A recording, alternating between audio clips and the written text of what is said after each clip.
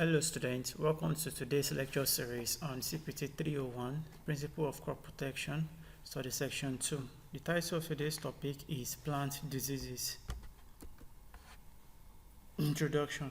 Diseases are estimated to cause about 10% loss of the animal agricultural production in Nigeria and about 20 to 30% in the developing countries.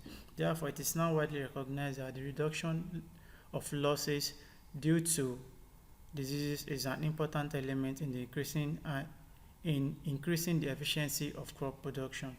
In this study section, you will be introduced to the definitions of diseases, description of disease-causing organisms, symptoms of plant diseases, and control, as well as preventive measures are extensively discussed in this study section. Learning outcome for study section 2. On completion of this study section, you should be able to define plant diseases, discuss the symptoms of plant diseases, explain the causes of plant diseases, analyze measures of controlling plant diseases. Definition of plant disease. Plant diseases can be defined as the condition of the plant involving abnormalities of growth or structures. It is this departure from the normal healthy condition resulting in the appearance of disease symptoms which enables diseases to be recognized.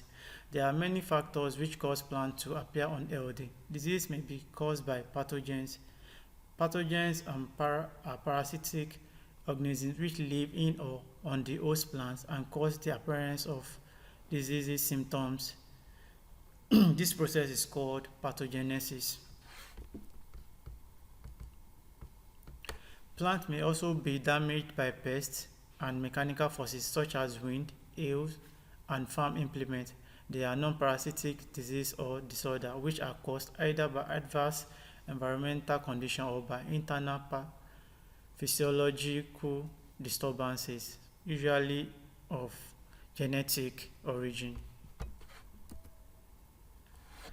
Symptoms of plant diseases. Symptoms are usually described according to their appearance. Thus, changes of foliage color may involve chlorolysis, that's the yellowing of leaves, mottled pattern as in the mosaic or leaf stripe disease, or the complete death of the area of the infected part of the plant. Symptoms of plant diseases can be divided into two groups. We have the localized and the systemic symptoms group. Localized symptoms involve small parts of individual plant organs such as leaf spots or whole plant organs such as the root rot and blight. Where we have the systemic symptoms are those which affect the whole plant such as wilt and general stunting. The following are symptoms of plant diseases: death of tissue or necrosis. These terms are used to describe the extent to and shape of necrotic lesions, particularly on leaves, striped for narrow elongated lesions, scorched, scarred, fire and bulge for indefinite areas which often becomes bleached and then brittle, and leaf spots for well-defined lesions of limited extent. We also have abnormal increase in the tissues. We have a failure to attain normal eye size or development. We also have change in color. Other symptoms of plant disease are wilting and excessive gum formations. Causes of plant diseases. Disease can be caused by various agents, either acting alone or in combination with another. The study of these agents is termed etiology of the disease. The agents themselves fall into following categories. We have the bacteria, fungi, viruses, which together probably account for the greatest number of diseases. We also have nematode. Then we also have some insects, excluding those that only serve as vector for disease agent. A few flowering plants such as brown grape, dodder, and witchweed. Then we also have the heterogeneous group, which include mineral deficiency and excesses. Then lastly, we have unfavorable environmental conditions. All of these are agents that causes plant diseases. Parasites causing plant diseases. Disease inciting agents that are themselves living organisms are called pathogens. Parasites causing plant disease can be classified according to their dependence upon the host plant as as obligate parasite and facultative parasite. Obligate parasites are organisms that can grow only directly upon the host plant and cannot generally grow saprophytically on non-living organic matters. We also have the facultative parasite. These are organisms that are usually well adapted to a saprophytic existence and can survive long period in an active stage in the absence of a suitable host.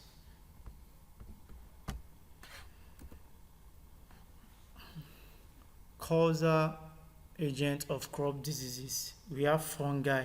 The majority of plant diseases are caused by various parasitic fungi. Most parasitic fungi are facultative in nature, although some are specialized obligate parasites, such as powdery mildew and rust. Then we also have bacteria as a causal agent of crop diseases. Bacteria are microscopic organisms and they are generally capable of surviving where other living organisms cannot exist, such as water, the tissue of plants, dust particles, and damp soil. Bacteria usually enter into the tissue of crop through wounds, stomata, flowers, or fruits. Then last causal agent of crop disease is the virus. Viruses are a group of extremely minute particles which are visible only through a powerful electron. They are very highly specialized obligate parasites and can only exist within living plant cells. Measures of controlling plant diseases. Plant disease control is concerned with preventive or at least restricting the development of the plant disease epidemics. Measures of controlling plant diseases are the chemical method.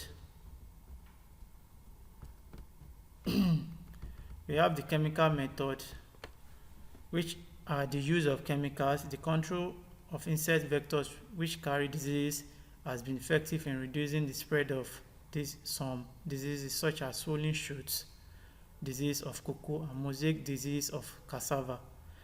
We also have fungi diseases. These are controlled by chemicals referred to as fungicides. Then we have seed treatment. These are normally effective when the disease is transmitted via seed. Disease such as smut or rust may be controlled by soaking the seeds in fungicide before sowing. We also have the physical method of controlling plant diseases, treating seeds of cereals in hot water to kill the loose smut pathogen and floating of cereal seeds to separate healthy grains from the unhealthy ones are a typical example of physical method of controlling plant diseases.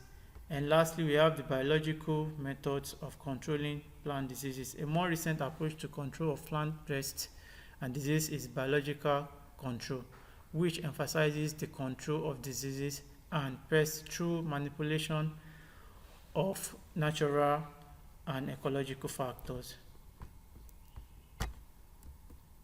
Thank you for listening.